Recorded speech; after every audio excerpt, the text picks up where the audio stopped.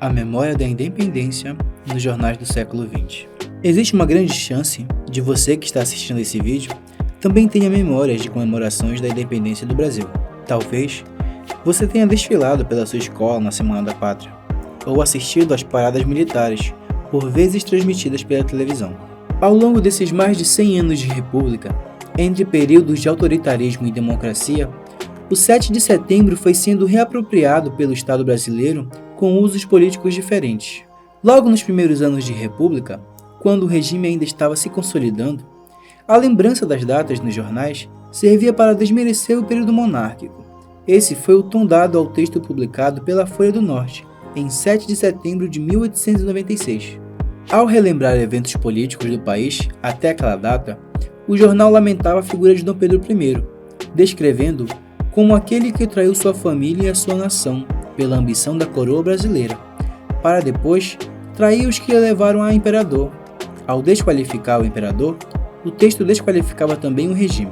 O texto terminava afirmando que, seja porém como for, e abstraindo do erro de nossos antepassados, a este respeito, o dia de hoje lembra-nos de todos os sacrifícios empregados por um povo jovem, a qual o jugo português não pode fazer embotar os sentimentos de nobreza e liberdade, e representa um elo brilhante entre a cadeia de nossa evolução democrática, fechada ainda há pouco e no mesmo século pela República. Ao mesmo tempo, o 7 de setembro foi incorporado no calendário não apenas de festividades, mas também de inaugurações e publicidade de governos e políticos. Esse uso da data para esses fins muitas vezes era discreto, como na programação divulgada pelo Jornal do Estado do Pará, em 7 de setembro de 1921.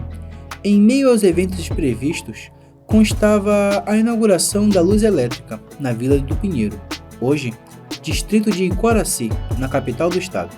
O texto anunciava que a inauguração contaria com a presença de autoridades de todas as esferas, e um trem partiria às 4h30 da tarde, rumo ao distrito, levando a comitiva. A partir do Estado Novo, com seu caráter populista, as festas tomaram maior proporção. A figura do presidente Vargas marcava os eventos, e a cobertura jornalística por vezes seguia a mesma tônica. Foi parte da política desse governo misturar a imagem do ditador com a do Estado. O discurso nacionalista servia para legitimar o poder do líder. Muitas vezes, a promoção política de governos ou de partidos tomava o espaço e a importância da data do 7 de setembro nos jornais. Foi o que aconteceu na edição do O Liberal, em 8 de setembro de 1947.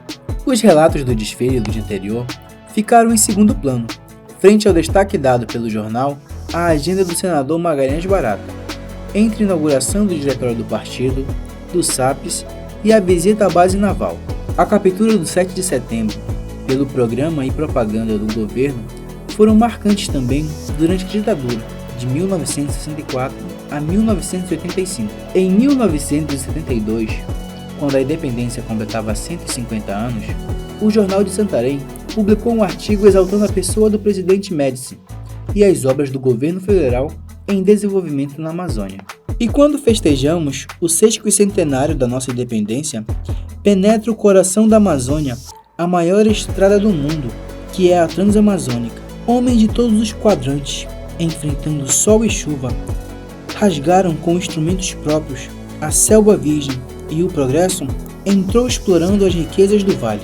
No ano seguinte, o mesmo jornal fez uma nova saudação à ditadura, naquele momento chamada de Revolução, e convocava a população a fazer do 7 de setembro um ato de apoio ao governo militar.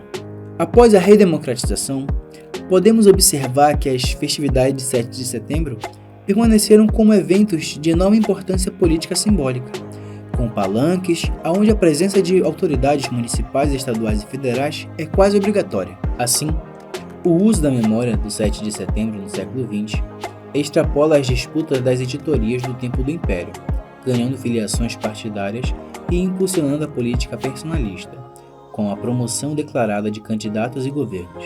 Depois de 2 períodos autoritários, a estética militar persiste também como formato da organização das festividades.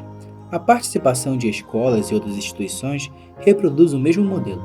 Neste bicentenário de independência, temos a oportunidade de refletir sobre os usos e sentidos simbólicos desta data. O que os jornais nos contam são os usos políticos, principalmente por parte do Estado e seus agentes.